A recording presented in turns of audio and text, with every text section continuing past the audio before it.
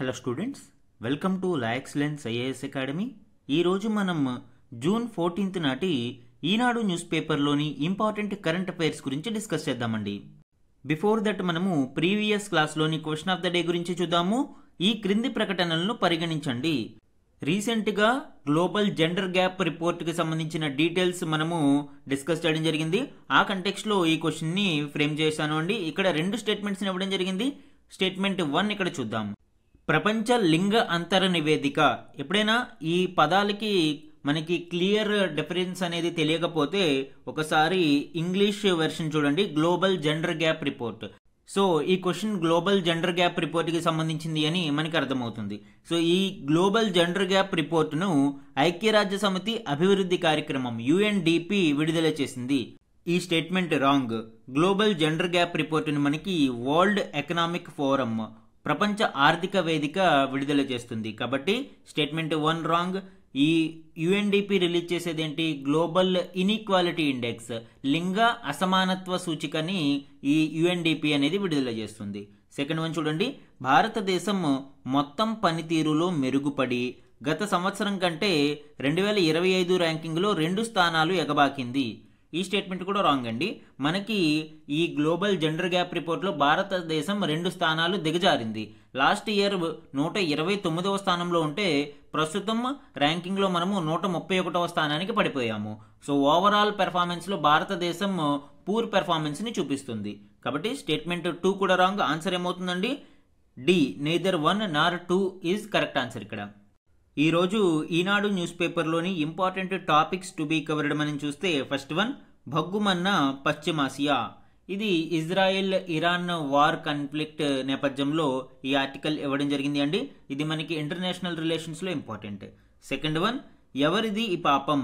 ఈ article recent air India plane crash గురించి, అలానే దీనికి సంబంధించి తీసుకోవాల్సిన చర్యల గురించి, అంటే ఫర్దర్ ఇలాంటి డిజాస్టర్స్ జరగకుండా తీసుకోవాల్సిన చర్యల గురించి ఇక్కడ మెన్షన్ చేయడం జరిగింది. ఇది డిజాస్టర్ మేనేజ్మెంట్, అలానే ఈవెన్ గవర్నెన్స్ లాంటి టాపిక్స్లో కూడా important. And third one, Bharat America వాణిజ్య ఒప్పందానికి యాపిల్ GM పంటలే అడ్డంకులు. ఈ ఆర్టికల్ మెయిన్గా అమెరికా యొక్క రిటాలియేటరీ టారిఫ్స్, అంటే ఈ ప్రతీకార సుంకాల మీద, అలానే దాని తర్వాత అమెరికా మరియు భారత్ యొక్క వాణిజ్య ఒప్పందానికి సంబంధించి ఇంపార్టెంట్ డీటెయిల్స్ ఇవ్వడం జరిగింది. ఇది మనకి ఎకానమీ టాపిక్స్లో ఇంపార్టెంట్. ఫోర్త్ వన్, గాజాపై ఐరాసా ఓటింగ్కు భారత్ గైర్హాజరు. ఐక్యరాజ్య సమితిలో ఈ గాజా సీజ్ ఫైర్కి సంబంధించిన ఓటింగ్ ప్రక్రియ మీద భారత్ గైర్హాజరు అవడం జరిగింది. ఇది మనకి ఇంటర్నేషనల్ రిలేషన్స్ టాపిక్స్లో ఇంపార్టెంట్. ఎస్పెషల్లీ వెస్ట్రన్ ఏషియాలోని డిప్లొమాటిక్ రిలేషన్షిప్స్ మీద ఈ ఆర్టికల్స్ ఇంపార్టెంట్ అండి. ఫిఫ్త్ వన్, సాగు బాగుపడేనా. ఈ ఆర్టికల్లో అగ్రికల్చరల్ సెక్టార్ యొక్క ప్రాముఖ్యత గురించి, అలానే దీనికి సంబంధించిన ఇంపార్టెంట్ గణాంకాలని ఇక్కడ ఇవ్వడం జరిగిందండి. ఇది ఎకానమీలో ఇంపార్టెంట్. ఇవే కాకుండా ఈరోజు Eenadu news పేపర్లోని other important current అఫైర్స్ని గురించి కూడా మనము డిస్కస్ చేద్దాం. ఈరోజు మన ఫస్ట్ ఆర్టికల్ చూడండి. భగ్గుమన్న పశ్చిమాసియా, ఇజ్రాయెల్ ఇరాన్ మధ్య భీకర యుద్ధం. లాస్ట్ క్లాస్లోనే మనము ఇజ్రాయెల్ ఇరాన్ మీద దాడి చేయబోతుంది అని ఒక ఆర్టికల్ డిస్కస్ చేయడం జరిగింది. అసలు ఈ పశ్చిమాసియాలో ఇరాన్ ఇజ్రాయెల్కి మధ్య వైరం ఏంటి అనేది ఇక్కడ చూద్దాం. మేజర్గా పశ్చిమాసియాలో ఆధిపత్య పోరు ఈ ఇజ్రాయెల్ మరియు ఇరాన్ని యుద్ధం వైపుకి తీసుకువెళ్తూ ఉన్నాయి. ముఖ్యంగా హిస్టారికల్ కంటెక్స్ట్లో మనము చూసినప్పుడు ఇరాన్ మరియు ఇజ్రాయెల్ 1979 వరకు అలైస్గానే ఉండేవి. ఈవెన్ 1967లో జరిగిన 6 డే వార్ ఏదైతే ఇజ్రాయెల్ మీద 6 ముస్లిం ఆధిపత్య దేశాలు దాడి చేశాయో ఆ అరబ్ వార్లో కూడా ఇరాన్ భాగస్వామిగా లేదు. అయితే 1979 తర్వాత ఈ ధోరణిలో మార్పు రావడం జరిగింది. ఇక్కడ ఇరాన్ మరియు ఇజ్రాయెల్ వ్యతిరేక శక్తులుగా మారాయి. అలానే రిలీజియస్ అండ్ ఐడియాలజికల్ డిఫరెన్సెస్ కూడా దీనికి కారణంగా చెప్పవచ్చు అండి. ఇరాన్ ఇస్లామిక్ రిపబ్లిక్, ముఖ్యంగా షియా డామినేటెడ్ ఇస్లామిక్ రిపబ్లిక్ అయితే ఇజ్రాయెల్ అనేది జ్యూయిష్ స్టేట్, యూదులకి చెందిన దేశంగా ఇజ్రాయెల్ని చెప్పవచ్చు. ఈ రిలీజియస్ అండ్ ఐడియాలజికల్ డిఫరెన్సెస్ కూడా ఈ రెండు దేశాల మధ్య వైరికి కారణమయ్యాయి. అలానే ఇజ్రాయెలీ పాలస్తీనియన్ కాన్ఫ్లిక్ట్ కూడా ఒక రీజన్. ఇజ్రాయెల్ మరియు పాలస్తీనా మధ్య ఉన్న ఈ విభేదాలలో పాలస్తీనాని ఇరాన్ చాలా స్ట్రాంగ్ గా సపోర్ట్ చేస్తూ ఉంటుంది. ముఖ్యంగా పాలస్తీనాకి సపోర్ట్ చేసే మిలిటెంట్ గ్రూప్స్ అయిన హమాస్, హెజ్బుల్లా లాంటి ఈ సంస్థలకు ఇరాన్ ఆర్థికంగా మరియు ఆయుధాల పరంగా సరఫరా చేస్తూ ఉంటుంది. సో ఇవన్నీ ఇజ్రాయెలీ మరియు ఇరాన్ మధ్య ఈ వార్ కాన్ఫ్లిక్ట్స్ కి దారితీస్తూ ఉన్నాయి. అయితే ఇరాన్ మరియు ఇజ్రాయెల్ మధ్య ఈ ప్రెజెంట్ వార్ సిచ్యువేషన్ కి ఇమీడియట్ రీజన్ గా ఇరాన్ యొక్క న్యూక్లియర్ ఎన్రిచ్మెంట్ ప్రోగ్రామ్ గురించి చెప్పుకోవచ్చు. ఇప్పుడు న్యూక్లియర్ వెపన్స్ ని తయారు చేయడానికి ఇరాన్ సిద్ధమవుతూ ఉంది. అయితే ఈ నేపథ్యంలో ఇరాన్ యొక్క న్యూక్లియర్ స్థావరాల మీద ఇజ్రాయెల్ దాడి చేసింది. ముఖ్యంగా ఇరాన్ అణు కేంద్రాలు, క్షిపణి స్థావరాలు, సైనిక ప్రధాన కార్యాలయంపై ఇజ్రాయెల్ విరుచుకుపడింది. 200కు పైగా యుద్ధ విమానాలతో 100కు పైగా లక్ష్యాలపై బాంబుల వర్షం కురిపించింది. ఇరాన్ భూభాగంలోకి రహస్యంగా డ్రోన్లు తరలించి ఖచ్చితత్వంతో దాడులు చేసింది. 3 కీలక సైన్యాధికారులు, అణు శాస్త్రవేత్తలు ఈ దాడులలో మృతి చెందారు. అలానే రిటాలియేటరీ మెజర్స్ గా టెహ్రాన్ కూడా అంటే ఇరాన్ కూడా స్పందించింది. 100 డ్రోన్లతో ప్రతిదాడికి దిగింది. తర్వాత 100ల కొద్ది క్షిపణులను ప్రయోగించడం చూడవచ్చు. టెల్ అవీవ్, జెరూసలేంలలో పేలుళ్లు సంభవించాయి. అంటే ఇజ్రాయెల్కి చెందిన కీలక నగరాలలో పేలుళ్లు చూడవచ్చు. 2 ఇజ్రాయెల్ యుద్ధ విమానాలను కూల్చిన ఇరాన్. సో ఈ విధంగా ఈ ఇరాన్ ఇజ్రాయెల్ మధ్య వార్ అనేది తీవ్రతరం అవుతుంది. ఇప్పటికే ప్రపంచం రష్యా ఉక్రెయిన్ వార్తో సతమతమవుతూ ఉంటే ఇప్పుడు ఈ ఇజ్రాయెల్ ఇరాన్ వార్ మరింత సమస్యలకి కారణమవుతూ ఉంది. ముఖ్యంగా గ్లోబల్ సప్లై చైన్లు దెబ్బతినే అవకాశం ఉంది. భారతదేశం మీద కూడా ఈ యుద్ధ ప్రభావం ఉంటుంది అండి. ముఖ్యంగా పెట్రోల్, డీజిల్ ధరలు అధికంగా అయ్యే అవకాశం ఉంది. దీనివలన ద్రవ్యోల్బణ పరిస్థితులు ఏర్పడతాయి. అలానే బంగారం లాంటి దిగుమతి సరుకులు కూడా రేట్లు పెరిగే అవకాశం ఉంది. అండ్ నెక్స్ట్ ఆర్టికల్ చూడండి, భూగర్భంలో ఇరాన్ అణు కేంద్రాలు. సో మనము ఈ ఇరాన్ ఇజ్రాయెల్ వారికి ఇమీడియట్ రీజన్ గా ఇరాన్ యొక్క అణ్వాయుధ కార్యక్రమం గురించి చెప్పుకోవడం జరిగింది. ఈ ఇరాన్ అణు కేంద్రాలు భూగర్భంలో అనేక ప్రాంతాలలో ఎస్టాబ్లిష్ చేయడం జరిగిందండి. ఇప్పుడు ఇజ్రాయెల్ ఈ అణు కేంద్రాల మీదనే దాడి చేసింది. అయితే ఇరాన్ ఈ అణ్వాయుధ కార్యక్రమాన్ని సక్సెస్ఫుల్ గా కంప్లీట్ చేసి అణ్వాయుధ దేశంగా మారితే అటు ఇజ్రాయెల్ మరియు ఇజ్రాయెల్ బ్యాక్ చేసే అమెరికా, ఈ 2 దేశాలు వెస్ట్ ఏషియాలో ఇబ్బందులు ఎదుర్కొనే అవకాశం ఉంటుంది. కాబట్టి ఇప్పుడు ఇజ్రాయెల్ ఈ ఇరాన్ అణు కేంద్రాల మీద దాడులు చేస్తూ ఉంది. ఇక్కడ నతాంజ్ శుద్ధీకరణ కేంద్రం ఆల్రెడీ దీని మీద ఇదివరకే ఇజ్రాయెల్ దాడులు చేసింది. అండ్ దాంతో పాటు ఫోర్దో, అరాక్, బుషెహార్, ఇస్ఫహాన్, టెహ్రాన్ ఇవన్నీ కూడా ఇరాన్ యొక్క అణు కేంద్రాలు. అయితే ఇరాన్ దీనిని శాంతియుతంగా వినియోగించుకోవడానికి అంటే అణు విద్యుత్ లాంటి ప్రజావసరాలకి వినియోగించుకోవడానికి మాత్రమే ఈ పరీక్షలు నిర్వహిస్తున్నామని చెప్తూ ఉంటే అమెరికా మరియు ఇజ్రాయెల్ ఇరాన్ అణ్వాయుధాలను తయారు చేయడానికి ఈ కేంద్రాలను వినియోగిస్తుంది అని వాళ్ళు వాదిస్తున్నారు. సో వెస్ట్ ఏషియాలో మరొక అణ్వాయుధ దేశం ఉండకూడదు అని ఇజ్రాయెల్ ఇప్పుడు దాడులు చేస్తూ ఉండడం మనం గమనించవచ్చు. ఇజ్రాయెల్ దాడులు చేసిన ప్రాంతాలను మనం గమనిస్తే Tehran, Arak, Natanz, Isfahan, Khonobad, Firan Shahr, Tabriz, Kermanshah, Khorramabad. So ఇవన్నీ కూడా ఎక్కువగా ఈ అణు కేంద్రాలు ఉన్న ప్రాంతాలుగానే గుర్తించవచ్చు. ఇక్కడ మనము ఈ సిటీస్ ని నేమ్స్ గుర్తుపెట్టుకోవడం ఇంపార్టెంట్ అండి. లాస్ట్ టైం చాలా సార్లు యూపీఎస్సీ ఎగ్జామ్ లో ఇంపార్టెంట్ సిటీస్ అంటే న్యూస్ లో ఉన్న సిటీస్ ని మరియు దానికి సంబంధించి మ్యాచ్ ద ఫాలోయింగ్ కంట్రీస్ ని అడగడం జరిగింది. సో ఇలాంటి సిటీస్ మనకి ఎగ్జామ్ పాయింట్ ఆఫ్ వ్యూలో ఇంపార్టెంట్. మన నెక్స్ట్ ఆర్టికల్ చూడండి, ఎవరిది పాపం.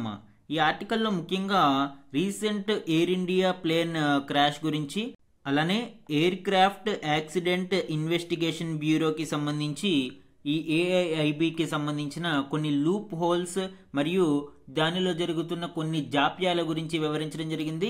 అండ్ దీనికి సంబంధించి తీసుకోవాల్సిన మెజర్స్ గురించి కూడా ఈ ఆర్టికల్లో డిస్కస్ చేయడం జరిగింది అండి.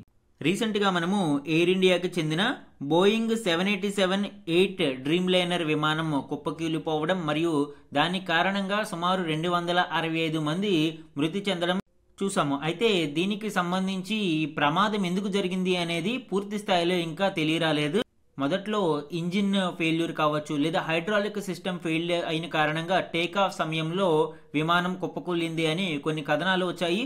అయితే air craft accident investigation bureau యొక్క నివేదిక తర్వాత మాత్రమే ఖచ్చితమైన విషయాలు బయటకు వస్తాయి.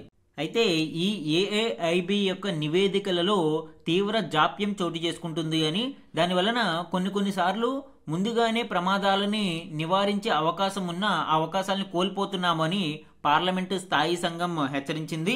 కాబట్టి విధి నిర్వహణలో ఏఏఐబికి స్పష్టమైన గడువును నిర్దేశించాలి అని సిఫారసు చేసింది. దాన్ని అమలు చేయడంతో పాటు దర్యాప్తు నిష్పాక్షికంగా జరిగేలా చూడడం, అందులో తేలిన వాస్తవాలను ప్రజలకు వెల్లడించడంలో పారదర్శకత తప్పనిసరిగా చేయాలి.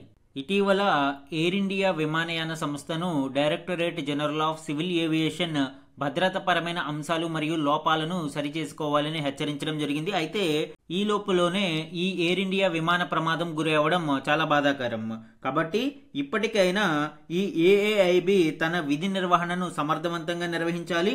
ముఖ్యంగా ప్రయాణాల ముందు విమానాల తనిఖీ, నిర్వహణ తదితరాలు సక్రమంగా సమర్థంగా జరుగుతున్నాయా లేదా అన్న దానిపై ఈ ఏఏఐబి అనేది దృష్టి సారించాల్సిన అవసరం ఉంది. 2030 నాటికి విమానయానంలో ప్రయాణించే ప్రయాణికులు 30 కోట్లకు చేరవచ్చనే ఒక అంచనా నేపథ్యంలో ఈ భద్రతా ప్రమాణాల పాటింపులో కూడా ఆ మేరకు మనము మెరుగుదల తీసుకురావాల్సిన అవసరం ఉంది. ముఖ్యంగా ఎయిర్ ట్రాఫిక్ కంట్రోలర్ల పోస్టులలో ఖాళీలను భర్తీ చేయడం, విమాన ఇంజిన్ల సామర్థ్యాన్ని పరీక్షించడం, విమానాశ్రయాలలో అత్యాధునిక సాంకేతికతలను వినియోగించడం, ప్రయాణాలలో భద్రతకు పటిష్ట చర్యలు తీసుకోవడం ఇక్కడ ప్రభుత్వం యొక్క తక్షణ కర్తవ్యంగా చెప్పవచ్చు. మన నెక్స్ట్ ఆర్టికల్ చూడండి. బ్లాక్ బాక్స్ లో ఏముంటుంది? జనరల్ గా మనకి ఎప్పుడు విమాన ప్రమాదం జరిగినా ముందుగా వినపడే మాట బ్లాక్ బాక్స్. అయితే ఈ బ్లాక్ బాక్స్ కి సంబంధించి కొన్ని కీలక డీటెయిల్స్ ఇప్పుడు చూద్దాం. ఫస్ట్ మనము గుర్తుపెట్టుకోవాల్సింది, ఇది బ్లాక్ బాక్స్. ఇది బాక్స్ రూపంలోనూ ఉండదు, అలానే బ్లాక్ కలర్ లో కూడా ఉండదు. జనరల్ గా ఇది ఆరెంజ్ కలర్ లేదా ఎల్లో కలర్ లో ఉంటుంది. ఇది మనకి ఫ్లైట్ యొక్క రికార్డర్ గా చెప్పవచ్చు. అంటే ఫ్లైట్ లో జరిగిన కీలక విషయాలు, అలానే ఫ్లైట్ యొక్క స్థితిగతుల యొక్క డీటెయిల్స్ ఈ బ్లాక్ బాక్స్ లో రికార్డ్ అయి ఉంటాయి. ఈ బ్లాక్ బాక్స్ లో 2 పార్ట్స్ ఉంటాయండి. ఒకటి డిజిటల్ ఫ్లైట్ డేటా రికార్డర్, రెండవది కాక్పిట్ వాయిస్ రికార్డర్. ఈ డిజిటల్ ఫ్లైట్ డేటా రికార్డర్ లో విమాన వ్యవస్థ, వాయుయాన సంబంధిత సమాచారాన్ని రికార్డు చేస్తుంది. అంటే ఈ విమానానికి సంబంధించిన ఫ్లాప్స్, ఎలివేటర్స్, రాడార్ అంటే కీలక భాగాల స్థితిగతులతో పాటు విమానం ఎంత ఎత్తులో ఉంది, గాలి వేగం ఎంత ఉంది, ఇంజిన్ పనితీరు ఎలా ఉంది, ఇలాంటి కీలక సమాచారాన్ని ఈ డిజిటల్ ఫ్లైట్ డేటా రికార్డర్ అనేది నమోదు చేస్తుంది. అలానే కాక్పిట్ వాయిస్ రికార్డర్ కాక్పిట్ నుంచి వెలువడిన ప్రతి శబ్దాన్ని నిరంతరం రికార్డు చేస్తూనే ఉంటుంది. దీని ద్వారా ఎప్పుడైనా విమానం ప్రమాదానికి గురి అయినప్పుడు ఈ డిజిటల్ ఫ్లైట్ డేటా రికార్డర్ మరియు కాక్పిట్ వాయిస్ రికార్డర్ యొక్క ఈ శబ్దాలను మరియు సమాచారాన్ని విశ్లేషించి అక్కడ ప్రమాదం ఏ విధంగా జరిగింది అనేది విశ్లేషించడం జరుగుతుంది. అలానే ఒకవేళ విమానం ఎప్పుడైనా సముద్రంలో పడిపోతే బ్లాక్ బాక్స్ నుంచి నిరంతరం శబ్ద తరంగాలు వెలువడుతూ దర్యాప్తు అధికారులు ఈ బ్లాక్ బాక్స్ ఎక్కడ ఉందో కనుగొనేందుకు వీలు కల్పిస్తూ ఉంటుంది. అలానే విమానం భూతలంపై కూలిపోతే ఈ నారింజ రంగు కారణంగా దీనిని ఎక్కడైనా తేలికగా కనుక్కోవచ్చు. ఈ డేటాని విశ్లేషించడం ద్వారా భవిష్యత్తు ప్రమాదాలకి మనము అడ్డుకట్ట వేసి విమానయాన భద్రతకు ఎంతో కీలకంగా ఈ బ్లాక్ బాక్స్ అనేది ఉపయోగపడుతుంది. మన నెక్స్ట్ ఆర్టికల్ చూడండి. భారత్ అమెరికా వాణిజ్య ఒప్పందానికి యాపిల్, జిఎం పంటలే అడ్డంకులు. ఈ article after American retaliatory tariff measures తర్వాత భారత్ అమెరికా ఒక వాణిజ్య ఒప్పందం కుదుర్చుకోవడానికి ప్రయత్నిస్తూ ఉండడంతో దానికి సంబంధించిన కీలక అంశాల గురించి ఇవ్వడం జరిగింది అండి. డొనాల్డ్ ట్రంప్ రెండవసారి అమెరికా అధ్యక్షుడు అయిన తర్వాత అనేక దేశాల మీద రిటాలియేటరీ టారిఫ్స్ అంటే ఈ ప్రతీకార సుంకాలని విధించడం జరిగింది. దీనిలో భాగంగా ఏప్రిల్ 2, 2025 భారతదేశం మీద సుమారు 26% టారిఫ్స్ ని విధించినట్లు ప్రకటించడం జరిగింది. అయితే దీనికి ఉపశమనం ఇస్తూ జూలై 8వ తేదీలోగా ఈ ఇరు దేశాలు కూడా ఒక మధ్యంతర వాణిజ్య ఒప్పందం కుదుర్చుకోవాలని లక్ష్యంగా పెట్టుకున్నాయి. ఈ నేపథ్యంలో ఇరు దేశాలకి చెందిన కీలక ప్రతినిధులు అనేక సమావేశాలు నిర్వహించారు. ఆల్మోస్ట్ ఈ వాణిజ్య ఒప్పందం ఒక కొలిక్కి వచ్చిన నేపథ్యంలో దీనిలో కొన్ని అడ్డంకులను కూడా గమనించడం జరిగింది. ముఖ్యంగా యాపిల్ ఫ్రూట్స్ కి సంబంధించి, అలానే జిఎం పంటలు జెనెటికల్లీ మాడిఫైడ్ క్రాప్స్ కి సంబంధించి కొన్ని విభేదాలు ఇరు దేశాల మధ్య ఈ చర్చలలో వచ్చాయి. ముఖ్యంగా భారత మార్కెట్లోకి జన్యుపరంగా మార్పులు చేసిన జిఎం క్రాప్స్ ని అనుమతించాలి అని, అమెరికా డిమాండ్తో పాటు ఇంకొన్ని అంశాలపై అనిశ్చితి నెలకొంది. వైద్య పరికరాలపై ధరల నియంత్రణ ఎత్తివేయాలి అని, సుంకాలను తొలగించాలి అని, డేటా స్థానికీకరణ విధానం నిబంధనలను సడలించాలి అని అమెరికా పట్టుబడుతుంది. అయితే భారత్ ఇందుకు సుముఖంగా లేనట్లు తెలుస్తుంది. ముఖ్యంగా అమెరికా తమ వ్యవసాయ ఉత్పత్తులకు భారత్ యొక్క మార్కెట్ యాక్సెస్ ఇవ్వాలి అని పట్టుబడుతూ ఉంది. దీనివలన భారతదేశం వ్యవసాయ రంగం తీవ్ర సంక్షోభానికి గురి అయ్యే అవకాశం ఉంది. సో భవిష్యత్తులో ఈ అనిశ్చితులను ఎలాగా అధిగమించి ఈ ఇరు దేశాలు వాణిజ్య ఒప్పందానికి వస్తాయో చూడాలి అండి. మన నెక్స్ట్ ఆర్టికల్ చూడండి. గాజాపై ఐరాస ఓటింగ్కు భారత్ గైర్హాజరు, బేషరతు కాల్పుల విరమణకు సమితి తీర్మానం. యాక్చువల్గా గాజాలో ఇజ్రాయిల్ యొక్క దాడుల నేపథ్యంలో గాజాలో తక్షణం శాశ్వతంగా కాల్పుల విరమణ జరపాలి అంటూ శుక్రవారం స్పెయిన్ ఐక్యరాజ్య సమితి జనరల్ అసెంబ్లీలో ఒక తీర్మానాన్ని ప్రవేశపెట్టింది. అయితే ఈ తీర్మానంలో 149 దేశాలు ప్రోగా అంటే ఈ తీర్మానానికి అనుకూలంగా ఓటు వేయగా 19 దేశాలు ఇందులోంచి గైర్హాజరవడం జరిగింది. అందులో భారతదేశం కూడా ఉంది. అలానే 12 దేశాలు ఈ తీర్మానానికి వ్యతిరేకంగా ఓటు వేశాయి. 19 దేశాలు అబ్స్టైన్ అవ్వగా భారతదేశం కూడా అందులో ఉంది అండి. అయితే భారతదేశం ఏం చెప్తుంది? ఒత్తిడి చేయడం ద్వారా కాకుండా సంప్రదింపులు, దౌత్యం ద్వారా మాత్రమే గాజా సమస్యను పరిష్కరించుకోవాలనేది భారత్ అభిమతమని, దీనివల్లనే గతంలో కూడా ఇజ్రాయిల్ పాలస్తీనా సమస్యపై సమితి ఓటింగ్లకు దూరంగా ఉంటూ వచ్చామని మన రాయబారి వెల్లడించడం జరిగింది. ఇజ్రాయెల్ హమాస్లను దగ్గరకు తెచ్చి సంప్రదింపులకు ఒప్పించడానికి ఉమ్మడి కృషి జరగాలి అని అన్నారు. కానీ సమితి తీర్మానం ఇజ్రాయెల్ను ఆక్రమణదారుగా వర్ణిస్తూ గాజా దిగ్బంధనాన్ని తక్షణం ఉపసంహరించాలని డిమాండ్ చేసింది. అలానే ఇజ్రాయెల్ పాలస్తీనాలు సంప్రదింపుల ద్వారా శాంతియుతంగా 2 దేశాలుగా ఏర్పడి మనుగడ సాధించాలని భారత్ కోరుకుంటుందని చెప్పారు. 2 నేషన్ థియరీ అనేది భారతదేశం ఎప్పటి నుంచో మద్దతు ఇస్తుంది.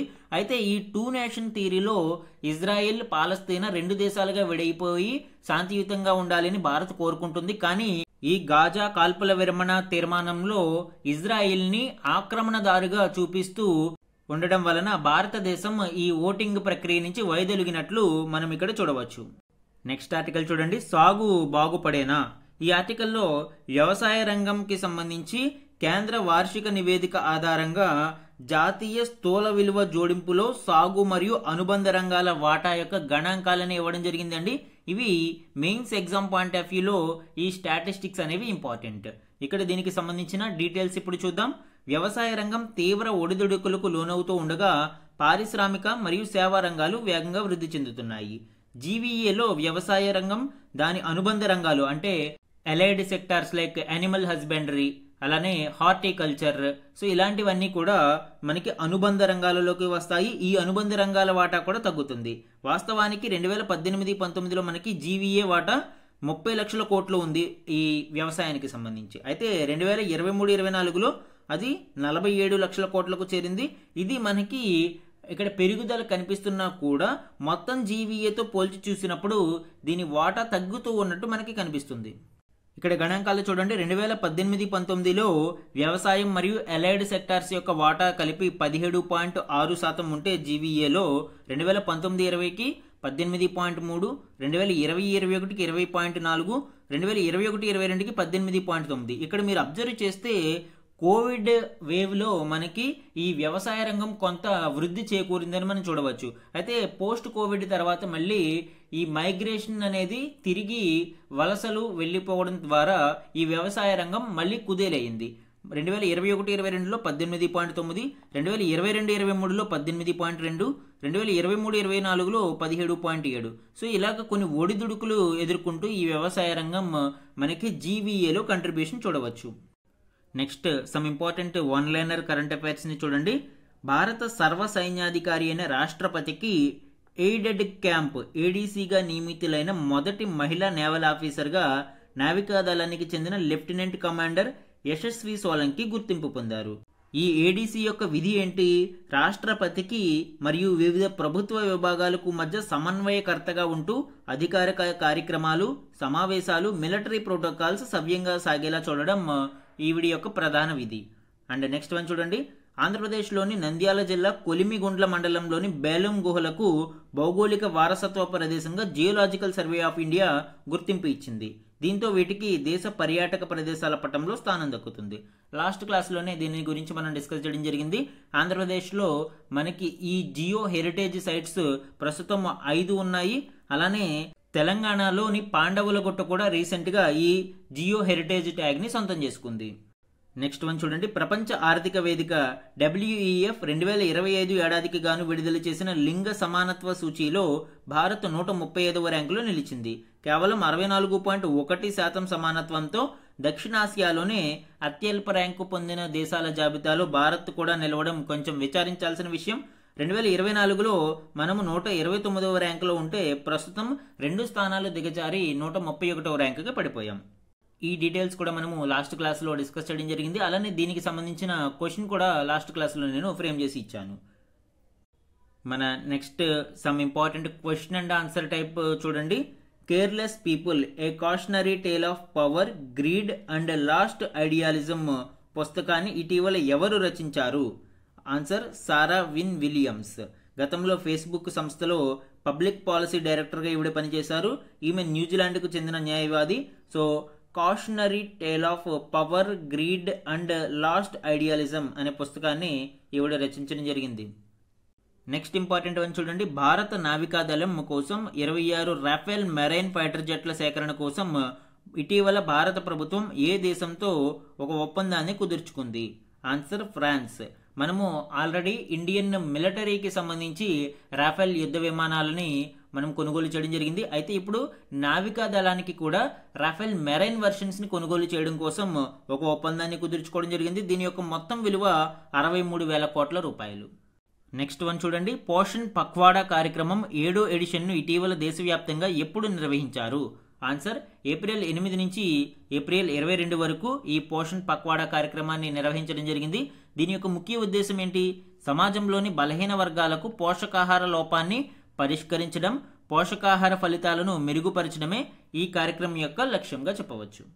ఈరోజు మన క్వశ్చన్ ఆఫ్ ద డే గురించి చూడండి. ఈ క్రింది ఇరానియన్ నగరాలలో ఏవి అణు కేంద్రాలను కలిగి ఉన్నాయి? ఈరోజు మనము ఇజ్రాయెల్ ఇరాన్ యొక్క అణు కేంద్రాల మీద దాడి చేసింది అంటూ కొన్ని కీలక నగరాల గురించి ప్రస్తావించడం జరిగింది. ఆ కంటెక్స్ట్లో ఈ క్వశ్చన్ ఫ్రేమ్ చేశాను. సో యూపీఎస్సీ క్వశ్చన్స్లో కొన్నిసార్లు వార్తలలో ఉన్న నగరాల గురించి క్వశ్చన్ అడగడం జరుగుతుంది కాబట్టి ఈ క్వశ్చన్ని ఫ్రేమ్ చేశాను అండి. ఇందులో కరెక్ట్ ఆన్సర్ని ఐడెంటిఫై చేసి కామెంట్ సెక్షన్లో కామెంట్ చేయండి. ఇది ఈరోజు ఈనాడు న్యూస్ పేపర్లోని ఇంపార్టెంట్ కరెంట్ అఫైర్స్ మీద daily analysis. Thank you for watching.